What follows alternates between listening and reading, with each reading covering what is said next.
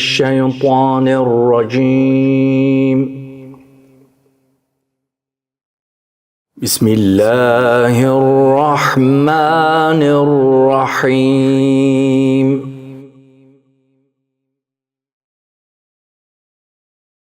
ولقد جئتمونا فرادا كما خلقناكم أول مرة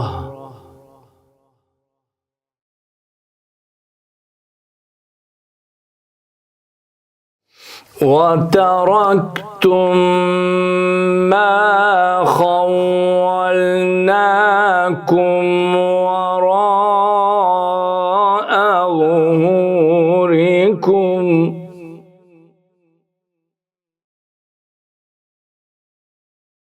وما نرى معكم شفعاءكم الذين زعمتم أنهم فيكم شركاء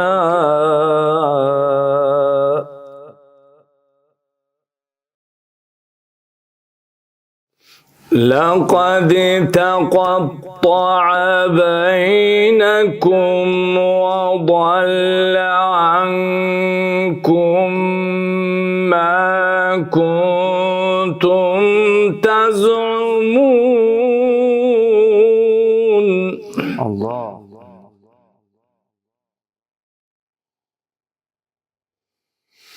إن الله فالق الحب والنوى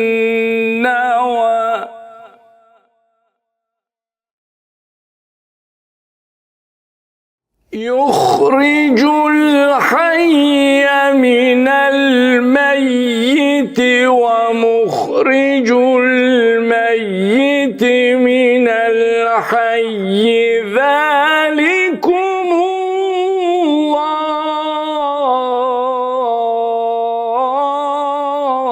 الله الله ما شاء الله ذلكم الله فأنا تؤفكون.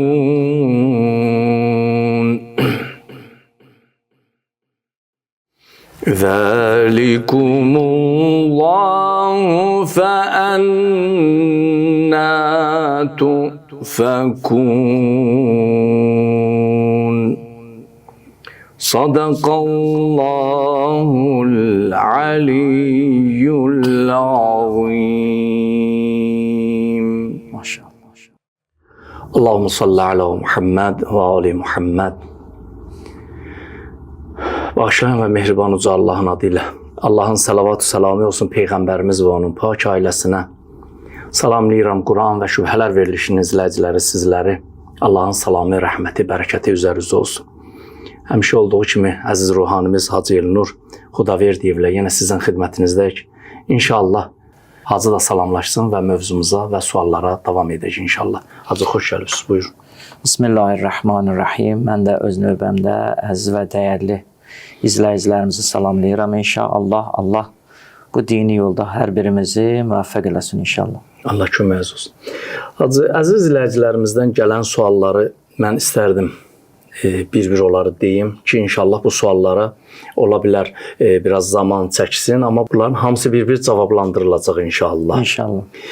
O suallardan biri budur ki, izləyicilərimizdən sual veriblər ki, Quran-ı Kərimdə Allah buyurur ki, biz kafirdən müsəlman, yaxud kafirdən mömin, mömindən kafir dünyaya gətirərik. Amma siz danışıqlarınızda dediniz ki, Həzrəti İbrahim Peyğəmbərin atası kafir ola bilməz. Nəinki İbrahim Peyğəmbərin, Allah müşrikdən Peyğəmbər dünyaya gətirməz. Ki, bu necə olur? Təbii ki, suallardan biri budur. Əziz izləyicilərimizdən sual veriblər ki, siz danışıqlarınızda, verilişlərinizdə demişsiniz ki, Quran cahillərin adət ənənələrindən təsirlənməyib. Amma necə təsirlənməyib ki, Quran-ı Kərimin ayəsində buyurur ki, irs bölgüsündə kişinin yaxud oğlan uşağının payı qızdan bir dəfə çoxdur. Axı elə cahillər də qadınla kişinin arasında fərq qoyurdu. Quran da fərq qoyub. Əziz izləyicilərimizdən gələn suallardan biri Əhzab surəsinin 37-ci ayəsi təfsiri. 37-ci ayəsində bilirsiniz ki, ən çox bu mövzu haqqında çox da sual verirlər ki, Həzrəti Peyğəmbərimiz Allahın səlavatü səlamı olsun ona və onun pak ailəsinə öz oğulluğu Zeydin yoldaşı ilə evlənib. Bu necə ola bilər? Təbii ki, buna da cavab verilməlidir. Suallardan biri budur ki, Həzrəti Adəm əleyhissalam haqqında biz danışmışdıq verilişimizin əvvəlində. Təbii ki, izləyicilərimiz onu biraz gec veriblər. Ona görə bu sual biraz sonlara düşüb. Sual veriblər ki, Həzrəti Adəm əleyhissalamın o yaşadığı cənnətdən çıxmasının səbəbi o qadağan olunmuş meyvədən və yaxud o ağacın bəhrəsindən yeməsidir. Ki, siz də deyirsiniz ki, peyğəmbərlər günahsızdır. Necə olur Həzrəti Adəmin elədiyi günah sayılmır? Amma biz Allahın hər hansısa bir əmrindən çıxanda o bizim üçün günah sayılır. Ki, bu cür suallar çoxdur əziz izləyicilərimiz tərəfindən gəlib və mən istərdim ki, təşəkkür eləyim doğrudan. Diqqətlə qulaq asırlar, izləyirlər. Suallar, gözəl sual, köklü suallar. Köklü suallardır. Təbii ki, bunlara biz cavab verməyə çalışacağıq. İstərdim ki, bu diqqətlərin daha da çoxalsınlar inşallah lazımlı. O suallar ki, bugün cəmiyyətimiz üçün, həqiqət axtaranlar üçün lazımdır. İnşallah o sualları verin. Biz də çalışdığımız qədər o sualları cavablandıracağıq. Həqiqətdə bizim daha aktiv olmağımız izləyicilərin daha aktiv olmağından asılıdır. Bəli. Onlar daha diqqətli olanda, elə diqqətli suallar verəndə suallara baxıram, görürəm ki, həqiqətən bu onu göstərir ki, izləyicilər çox diqqətlə söhbətləri izləyirlər. Bəli. Və o söhbətlərin içərisindən bu suallar Suallardan hacı biri budur ki, Quran-ı Kərimdə Ələq surəsində uca yaradanımız belə buyurur ki, İqra bismi rabbikəl-ləzi xalaq, xalaqal insana min ələq.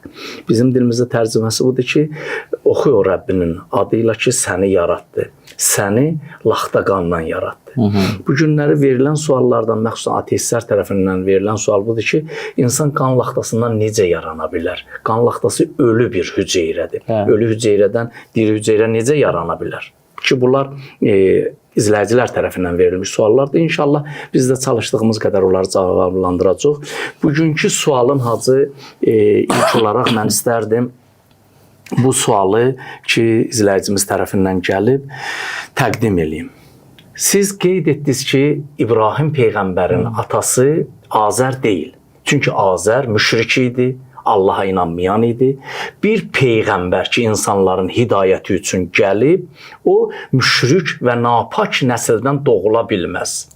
Amma necə olur ki, Quran-ı Kərim deyir, biz kafirdən mömin, yaxud kafirdən müsəlman və yaxud müsəlmandan da kafir dünyaya gətirdik. Adəm, Həzrəti İbrahim Peyğəmbər güya müşrikdən doğulsaydı nə olacaqdı? Bunun necə sizə deyim, fərqi olacaqdı. Nə olar ki, elə kafirdən də bir Peyğəmbər dünyaya gəlsin? Mən sualı siz əziz hacımıza verməmişdən əvvəl istərdim ki, qısa bir başlıq olaraq bu məsələyə işarə edeyim.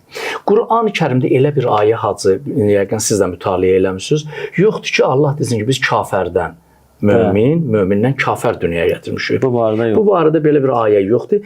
Bəli, ayələrimiz var ki, Quran-ı Kərimdə neçə yerdə gəlib, mən istərdim ikisini onların xatırladan. Biri Rum surəsinin 19-cu ayəsindədir və biri də Ən'am surəsinin 95-ci ayəsidir. Bismillahirrahmanirrahim. Yuxricul hayyə minəl məyyit və yuxricul məyyiti minəl hayy. O Allah diridən ölü çıxardar və ölüdən də diri çıxardar. Və yuhyil arda ba'də mavtiha. Və yer öldükdən sonra onu dirildər. Və kəzalikə tuxracun. Və o uca yaradan sizi də öldükdən sonra bu cür dirildəcək və yaxud qəbrinizdən çıxardıb məhşərə gətirəcək. Və bir ayədə var, Ən'am surəsində buna oxşar ayələrimiz çoxdur Quran-ı Kərimdə. Mən istəyirəm ikisinə kifayətlənəm. İnnəllaha fəliqul həbbi vən-nəva. O Allah tumu, biz ona tum deyirik, meyvənin o çəyirdəyi deyirik, onu yarandı. Yuxricul hayyə minəl məyyit, ölüdən diri və muxricul məyyiti minəl hayy və ölüdən də diri dünyaya gətirər. Zəlikumullah. Budur sizin yaradanınız. Bəli. Sizin Allahınız budur. Fəənnā tufəkun. Nə səbəb olur ki, siz bu əzəmətdə, bu qüdrətdə Allahı görəndən sonra ondan üz çevirirsiniz. Ki bu ayənin, istərdim ki, bu ayənin doğrudan bu verilən sualına nə əlaqəsi var? İnşallah sizdən fikrinizi alaq. Bismillah. Bəli. Əvvələn bir daha izləyicilərimizə dərin təşəkkür minnətdarlığımızı bildiririk və o ki qaldı suala, biz keçən bəhslərimizdə Ağas Seyid bu barədə geniş sürətdə izləyicilərimizin xidmətində olduq və dedik ki, Quranın ayələrinə əsasən və Peyğəmbərin və bizim əqidəyə əsasən və sair əqidələri, kitablardan da misallar gətirdik ki, və son söz bu oldu ki, Peyğəmbərlərin sülbü pak olmalıdır. Və buna da işarə elədik ki, söhbət ki, bəziləri vururlar ki, Azər Peyğəmbərin atasıdır, bəs nə cür olur? Biz onu da sübut elədik ki, müəyyən ayələrlə və hədislərlə ki, Azər Peyğəmbərin atası deyil ki, kafir idi, müşrik idi, əmsi idi. Yəni Peyğəmbər o sülbdən gəlməmişdi. Yaxşı, ana söz burada budur ki, sülblər pak olmalıdır. Çünki bu həm ilahi ədalətə gedib bağlanır, sülbün pak olmaqlığı, həm də məsələnin sonraki əxlaqi mövzularla bağlı olan bir məsələdir, sülbün paklığı. Çünki əgər sülb pak olmazsa, təbiidir ki, sülb pak olmayandan sonra o sülbdən gələnlərdən sonraki qeyri-əxlaqi bir hərəkətlərin baş verməliyi normaldır.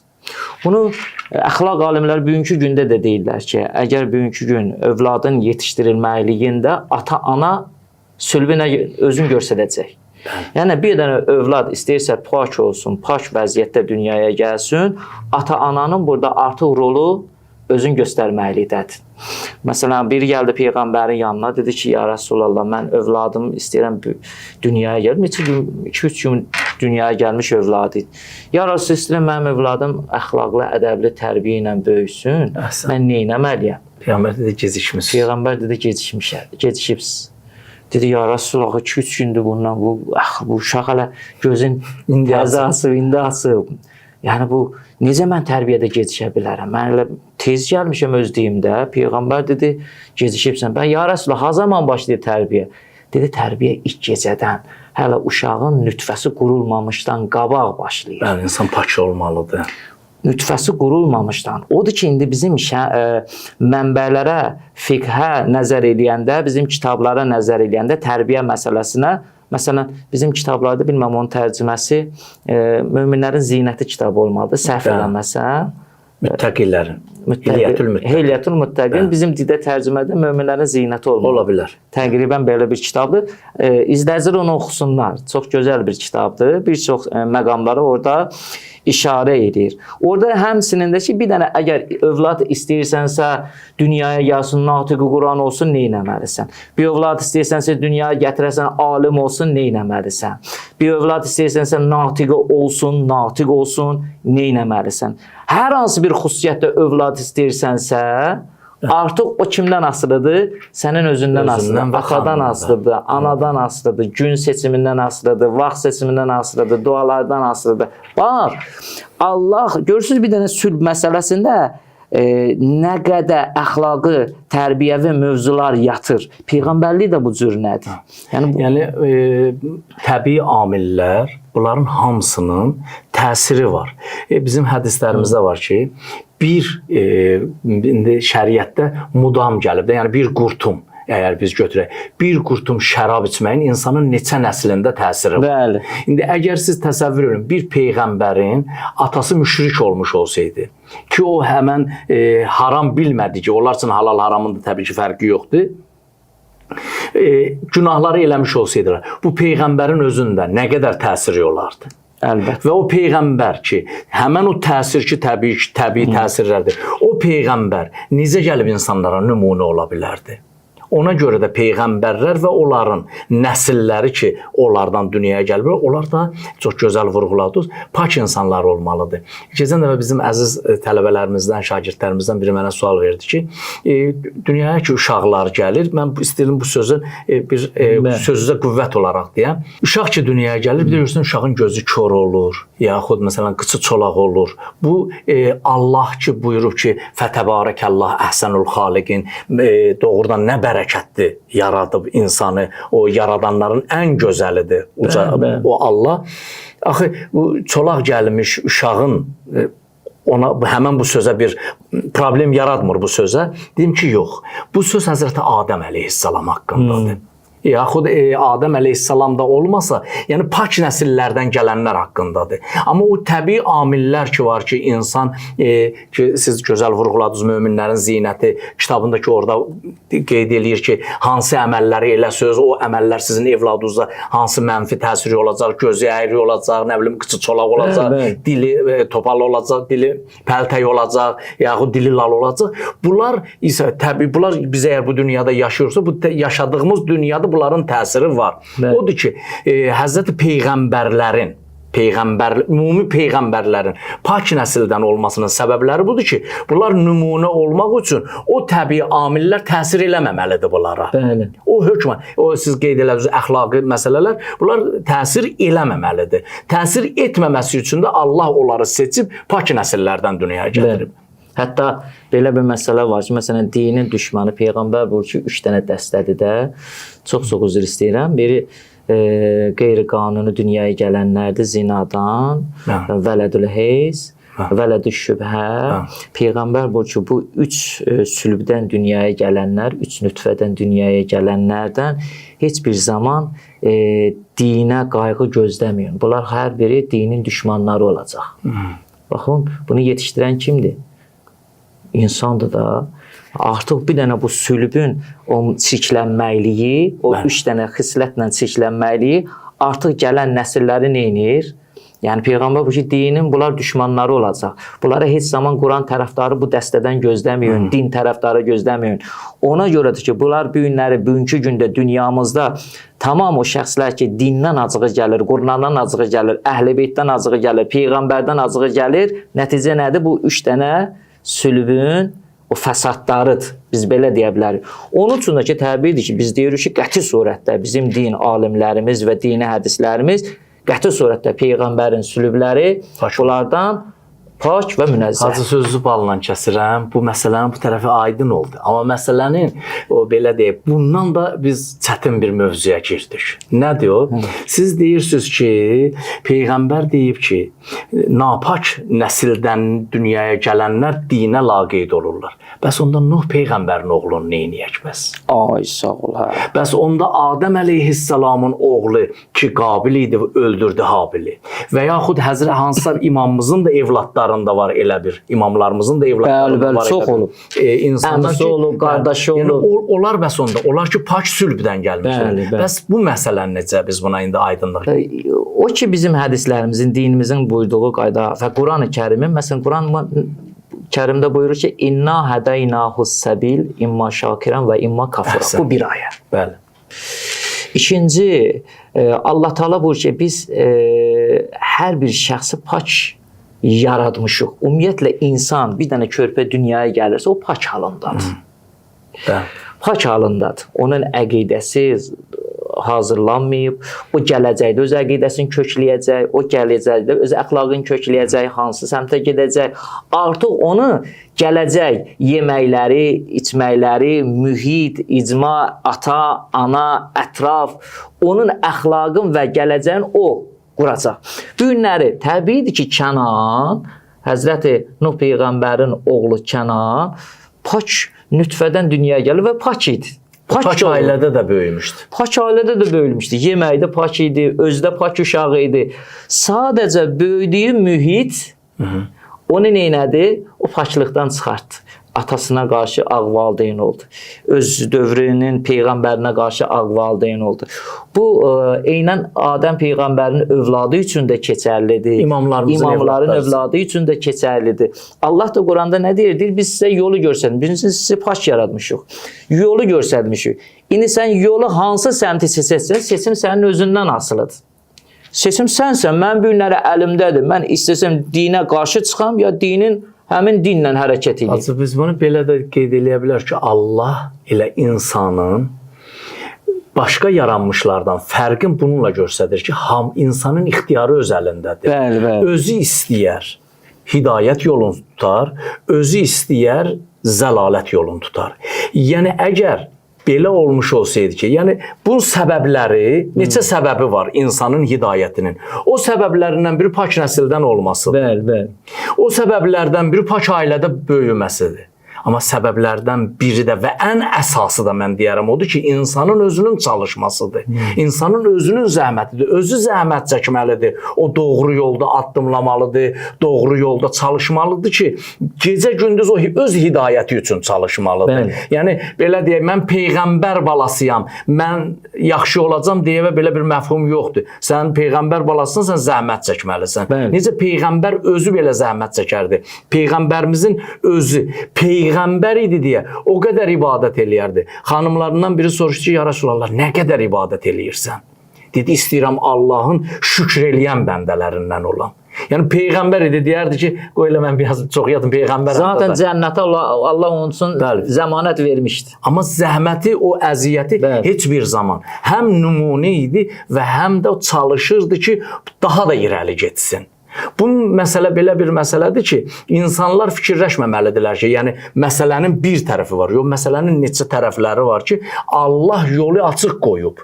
Napak nəsildən doğulan bir insan da öz zəhməti ilə gəlib pak adam ola bilər. Necə ki, Peyğəmbər sahabəsi vardı, Hənzələ. Tövbə eləmişdi və belə deyək, o səhv eləmirəmsə Ühud müharibəsində idi ya Bədirdə.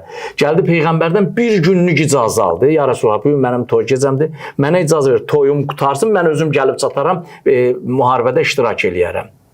Və gəldi həmən Hənzələ. Həmən Hənzələ gəldi, toyun səhərsi.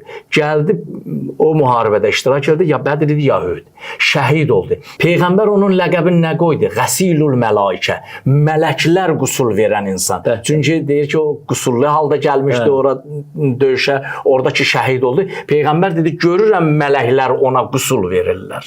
Yəni bu insan bir adam ki, pak olmayan bir nəsildən doğulmuşdur. Hətta deyir, yazırlar ki, o qusul verməməlində səbəbi oldu ki, deyir, birdən gecişərəm. Bəli. Gecikməməkdən ötəri qusulum vermədi ki, gedim tez özümü Peyğəmbərə çatdırım. Axırda da ki, onun nəticəsi olur, Peyğəmbər o ləqəbi ona verir. Yəni sözümüz odur ki, Allah ki buyurur ki, mən ölüdən diri. Bu ayə təbii ki, o ayə aşkar şəkildə əziz izləyicilərimiz və sual verən insana demək istəyirəm ki, bu ayəmiz aşkar şəkildə göstərmir ki, bu ayədən məqsəd, bəli, biz kafərdən mömin, mömindən kafər dünyaya gətirir. Təbii ki, bunun haqqında hədislər və bu ayənin təfsiri onu göstərir ki, bu ayə elə bu verilən suala aiddir. Amma elə bir ayəmiz yoxdur ki, biz kafirdən mömin, mömindən kafir dünyaya gətirərik. Amma sözümüz buradadır ki, əsl məsələ buradadır ki, insanlar zəhmət çəkməlidir, əziyyət çəkməlidir. Mən imam evladıyam, mən peyğəmbər balasıyam ki, mən elə əlimi ayağımı uzadım, heç bir əməl eləməyim. Xeyr, bəli, Allah bütün hidayət qapılarını bizim üçün açıq qoyub, zəhmət qapılarını bizim üçün açıq qoyub. Təbii ki, biz zəhmət çəkməliyik, diqqət eləməliyik ki, ta bu hidayət yolunda daha da irəli gedək. Bəli. O ki, qaldı bu ayənin də barəsində.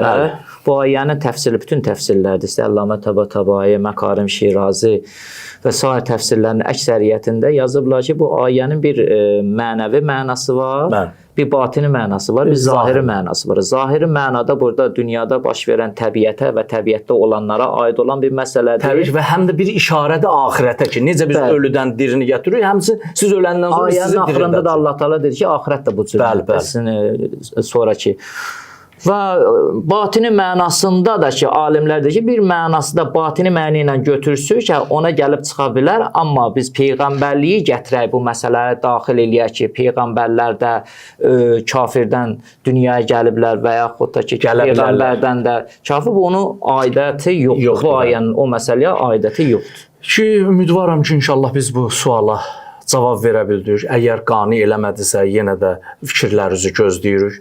Uca Allahdan istəyirik ki, Allah heç bir zaman bizi hidayətindən ayrı salmasın. Allah peyğəmbərinin və əhl-i-beytinin nurun müsəlmanların və xalqımızın üstündən əskik etməsin.